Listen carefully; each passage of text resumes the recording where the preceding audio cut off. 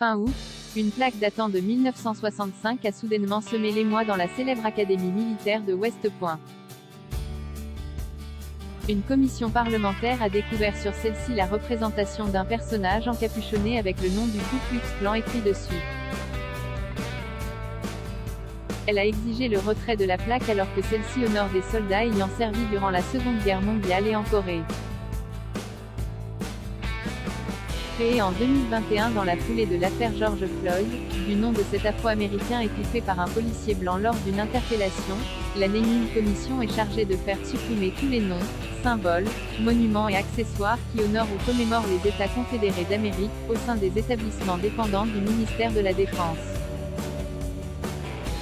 Lors d'une visite à la prestigieuse Académie militaire de West Point, l'œil des membres de la commission a été attiré par une plaque, constituée de 3 panneaux, située à l'entrée de Bartlett Hall, le département scientifique de l'école. Installée en 1965, elle rend hommage à tous les élèves qui sont sortis de ses rangs et à ceux qui se sont illustrés durant la Seconde Guerre mondiale et lors du conflit en Corée. Si on y retrouve des personnages illustres comme le général Ulysse Grant, héros de la guerre de sécession et président des États-Unis, Davy Crockett, héros de Fort Alamo, ou encore le général Robert Lee, commandant en chef des sudistes, c'est une autre figure plus controversée qui a généré une vaste polémique. Sur le côté gauche de cette plaque en relief en bronze, on y trouve la représentation d'un Klansman reconnaissable avec sa tunique blanche et sa capuche pointée, tenant un fusil entre les mains. Difficile de se tromper puisqu'il est même inscrit noir sur blanc qu'il s'agit bien d'un membre du Ku Klux Klan. Une organisation suprémaciste blanche créée au lendemain de la guerre de sécession, très influente et présente dans le sud des États-Unis jusqu'à la fin des années 70.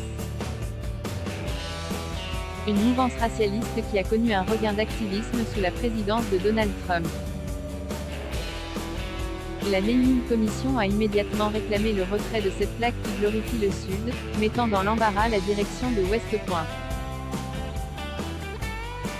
Selon le Bureau des Affaires publiques de l'Académie, Laura Gardin-Fraser, la défunte sculptrice du triptyque, a juste voulu créer un art qui dépeignait des incidents ou des personnes historiques qui symbolisent les principaux événements de cette époque, documentant ainsi à la fois la tragédie et le triomphe de l'histoire de notre nation. West Point n'accepte, ne tolère ni ne promeut le racisme, le sexisme ou tout autre préjugé, s'est défendu l'école militaire alors que l'affaire s'est subitement retrouvée sur toutes les chaînes d'information du pays. Or, la Naming Commission se retrouve confrontée à un autre problème. Elle n'a techniquement pas la compétence pour exiger le retrait mais seulement le droit de conseiller et d'émettre des rapports en ce sens. Nous examinerons les recommandations et collaborerons avec le département de l'armée pour mettre en œuvre les changements. Une fois approuvés, s'est contenté de déclarer l'administration de West Point dans un communiqué. Sans toutefois préciser si elle entendait y donner une suite favorable. Une affaire qui est aussi le signe d'un agacement perceptible de la part des Américains épuisés par la sempiternelle remise en cause de leur histoire, y compris les tableaux les plus sombres de celle-ci, par les wokistes. Depuis l'apparition du mouvement Black Lives Matter, de nombreuses statues confédérées ont été déboulonnées de leur socle et enfermées dans des musées. Une pression constante, exercée sur les villes concernées par des associations antiracistes et qui divisent profondément les États-Unis.